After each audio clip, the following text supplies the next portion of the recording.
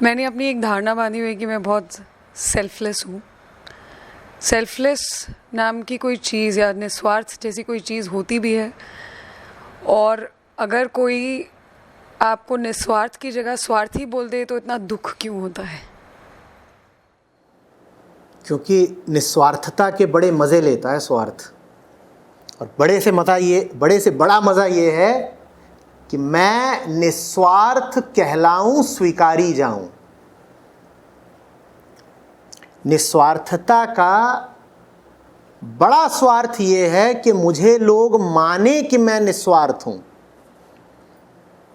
और किसी ने नहीं माना, आपने अपनी ओर से बड़ा निस्वार्थ कृत्य किया या सेवा करी और उसने कह दिया कि नहीं तुम तो स्वार्थी हो, तो लगता है मुंह ही नोच लें इसका कि ले स्वार्थी तो हुई। जब इज्जत तो मेरी रख ही नहीं रहा तो फिर इज्जत अपनी बचाऊं भी क्यों? ले।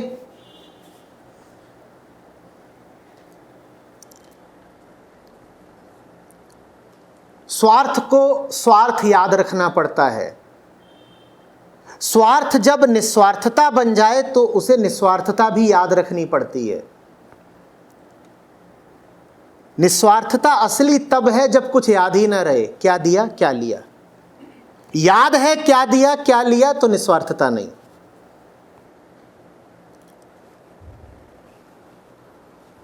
जब तक दी हुई वस्तु से तुमने मानसिक संबंध जोड़ ही रखा है तब तक वो वस्तु तुमने दी कहां या दी। देने का तो मतलब होता है कि वो चीज अब तुम्हारी रही नहीं, तो तुम्हें याद कैसे है? यहां पर अभी हाथ से दे दिया होगा, यहां तो रख के ही बैठे हो ना, तो आधी ही दी है तो गड़बड़ कर दी। जैसे बहुत लोग उनके पास जाओ कि पेन दे दीजिए तो कलम देते हैं, ढक्कन अपने पास रख लेते हैं, कहते हैं ऐसे ही होता है, लौटाना तो पड़ेगा ना। वैसे ही हम जब देते हैं तो हाथ से देते हैं, मन में पकड़े रहते हैं, इतना तो पकड़े ही रहते हैं कि मैंने दिया। और ऐसे लोगों से ज्यादा दुखी कोई नहीं होता। जब मुझसे मिलने आते हैं लोग तो आधे लोगों की यही तकलीफ होती है, जीवन भर आचार्य जी मैंने सिर्फ दिया ही दिया है। तो तुझे याद जीवन भर का? मैं बता रहा हूं आपको, आप शक मत करिएगा। 6 साल का था तब से देना शुरू किया, अभी 56 का हूं, दिया ही जा रहा हूं। तो मैं भी फिर मजे लेता हूं, मैं कहता हूं अच्छा 6 में क्या दिया था? तू पूरा बता देगा। एक को ज्योमेट्री बॉक्स दिया था, एक को बाएं पांव का जूता दिया था, एक को मोजा दिया था।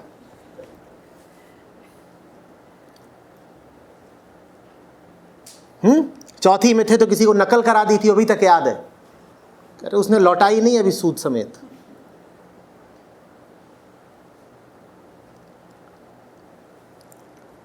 देने का मतलब ही होता है निवृत्त हो जाना, हल्का हो जाना। संतों ने कहा है जो तुमसे ले रहा हो उसका उपकार मानो, जिसको तुमने दान दिया उसका एहसान मानना। उसने तुमको निर्बोझ होने का तरीका दिया, वो ना होता तो तुम उसी चीज को पकड़े रह जाते जो तुमने उसको दे दी। और अगर वही पकड़े रह जाते जो तुमने उसको दे दिया तो तुम्हें कुछ और कैसे मिलता? तो उपकार उसका जो ले। इसीलिए जब दान देते हैं तो सर झुकाकर और नमन कर कर देते हैं।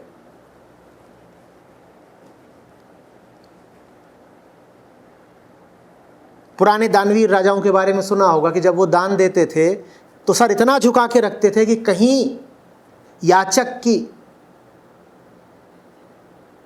शक्ल भी दिखाई ना पड़ जाए, जिसको दे रहे हैं उसका चेहरा भी कहीं देख न ले, नहीं तो मन में ये भाव आ जाएगा कि इसको मैंने दिया। ये जो स्व है स्वार्थ वाला और आत्मा, दोनों में मूल अंतर ही यही है कि ये स्व इतना अधूरा होता है कि इसे बहुत कुछ पकड़ के रखना होता है, और आत्मा परम तृप्ता होती है, उसे कुछ नहीं चाहिए, वो अपने आप में संपूर्ण है, तो उसे फिर कुछ याद भी नहीं रखना।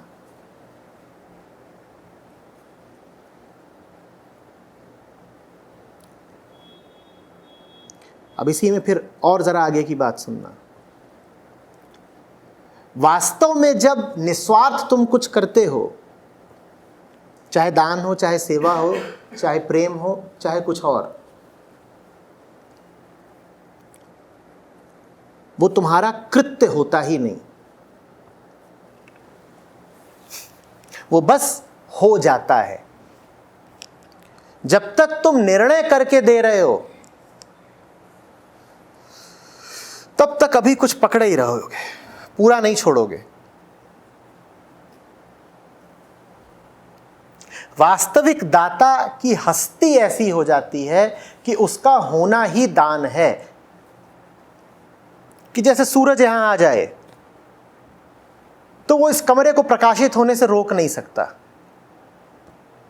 उसकी हस्ती ही दान है। वो ऐसा है कि जहां जाएगा वहां प्रकाश का दान करेगा ही करेगा, वो ना चाहे तो भी करेगा। उसे दान करने के लिए चाहत की आवश्यकता नहीं,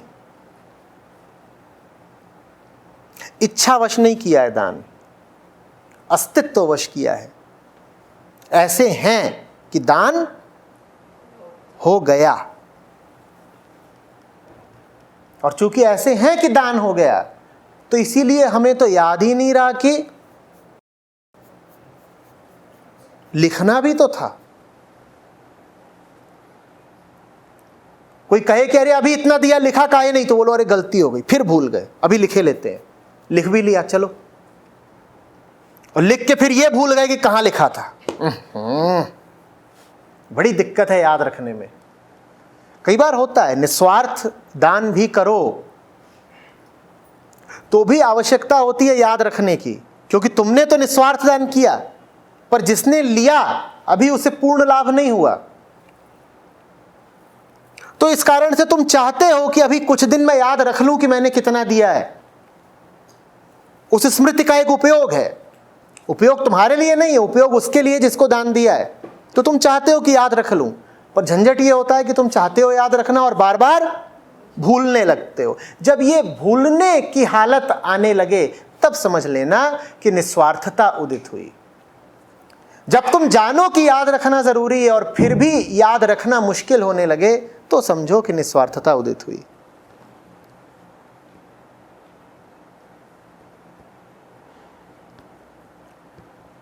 आदमी उसे भले भूल जाए जिसे कर्जा दिया है, उसे नहीं भूलता जिसे दान दिया है।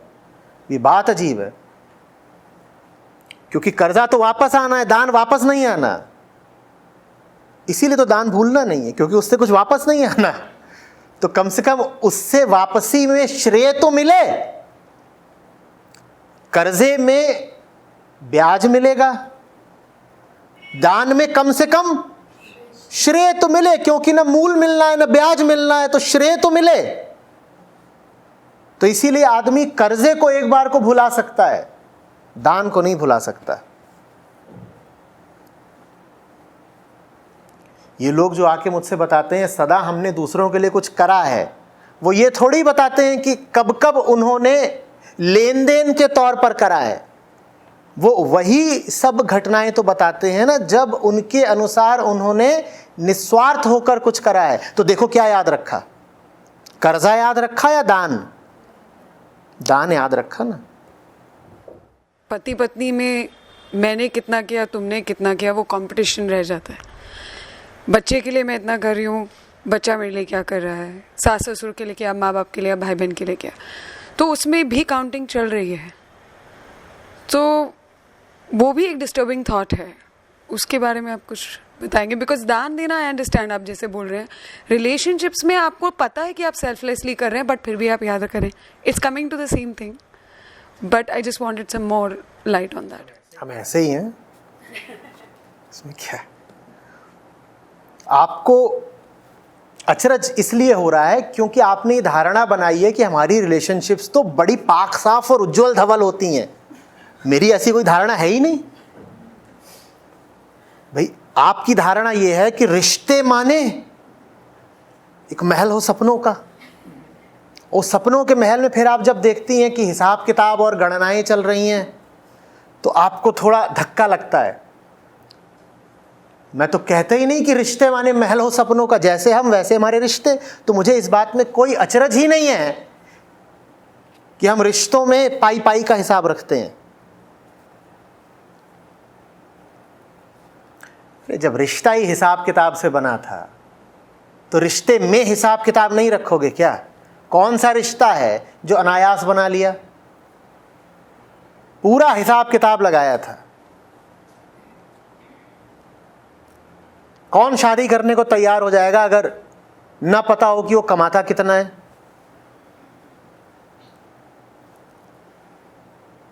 अभी एक देवी जी आई, बोली शादी टूट गई। मैंने कहा क्यों? बोली वो उसकी नौकरी लग गई। ये क्या बात बताओ? बोली शादी जब तय हुई थी तो कंपटीशन की तैयारी कर रहा था और 3-4 बार असफल हो चुका था, तो उसके बाप ने उसको पकड़ करके ब्याह करा दिया कि चलो अभी इतना नाम तो है कि तैयारी कर रहा है, पूरी तरह आउट नहीं हुआ है, तो इससे पहले पूरी तरह आउट हो जाओ, शादी कर दें। तो शादी तय हो गई, पर शादी तय करने के बाद इसका चयन हो गया, सिलेक्शन हो गया, कंपटीशन में सिलेक्शन हो गया। जब सिलेक्शन हो गया तो उसके बाप ने कहा कि अब तो तुझे और ऊंची वाली मिल जाएगी, इससे काहे को करेगा? तो शादी टूट गई।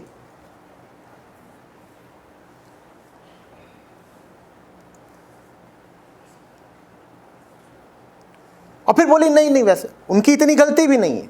जिस दिन से उसका नाम छपा कि सिलेक्शन हो गया, उस दिन से ऐसी ऐसी लड़कियों के रिश्ते आने लग गए।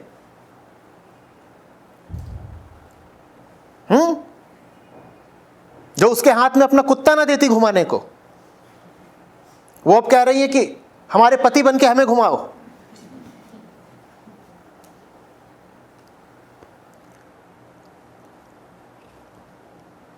इससे पहले कि हम अपने पति से, अपनी पत्नी से, अपने बच्चे से उम्मीद करें निस्वार्थ व्यवहार की, क्या उचित नहीं होगा कि हम पूछें अपने आप से कि इस रिश्ते की बुनियाद क्या है? ये रिश्ता बना ही कैसे था और आज भी कैसे चल रहा है?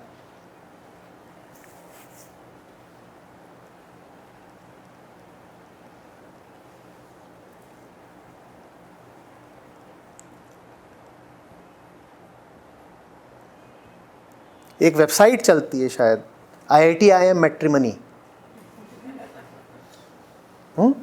यही एग्जैक्टली IITIM मैट्रिमनी। हाँ हाँ, IITIM। हाँ, अब उस साइट के द्वारा जो रिश्ते बैठते होंगे, उसमें पति या पत्नी दूसरे से उम्मीद करे कि तुम तो सिर्फ मुझे आत्मा से प्रेम करो, तो प्रासंगिक होगा पूछना ना कि नाम के साथ IITIM नहीं लगा होता तो तू आती क्या मेरे साथ? तू मेरा IITIM देख कर आई है और मैं अब तेरा जिस्म देखूं तो इसमें बुराई क्या है? तू मेरे पास नहीं आती अगर मेरे नाम के साथ IITIM नहीं लगा होता, और मुझसे ये चाहती है कि मैं न तेरी पदवी देखूं, न डिग्री देखूं, न तेरा शरीर देखूं, तुझे तो मैं आत्मा से प्यार करूं। है भाई, तूने मेरी आत्मा से प्यार करा था।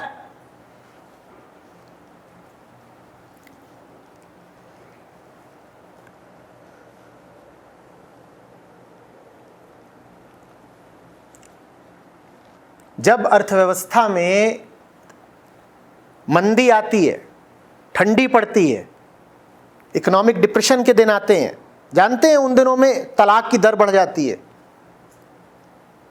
ग्रेट डिप्रेशन के दौरान ऐसे ही हुआ था।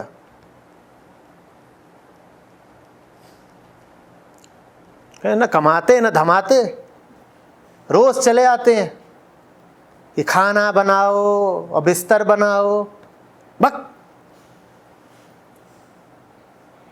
तलाक।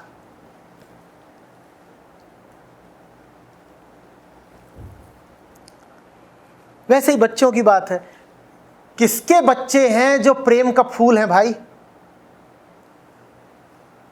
पूरी तो योजना बनाते हो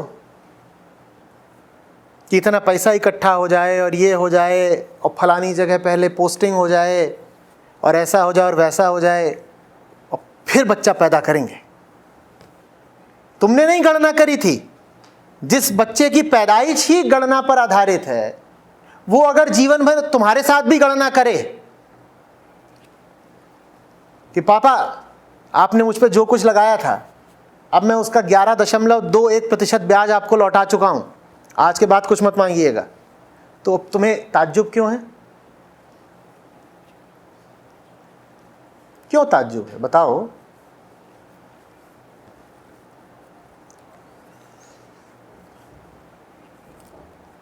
पर हम इस तरह सोचना नहीं चाहते।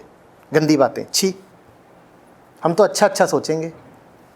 We all are a happy little cute family and we all love each other. बस उसके साथ ये भी लिखा हुआ है, as long as dot dot dot dot dot dot dot dot, ये शर्त ये शर्त ये शर्त ये शर्त। तुम जो कह रहे हो गलत नहीं है, बस अधूरा है। We all are a happy little cute family and we all love each other as long as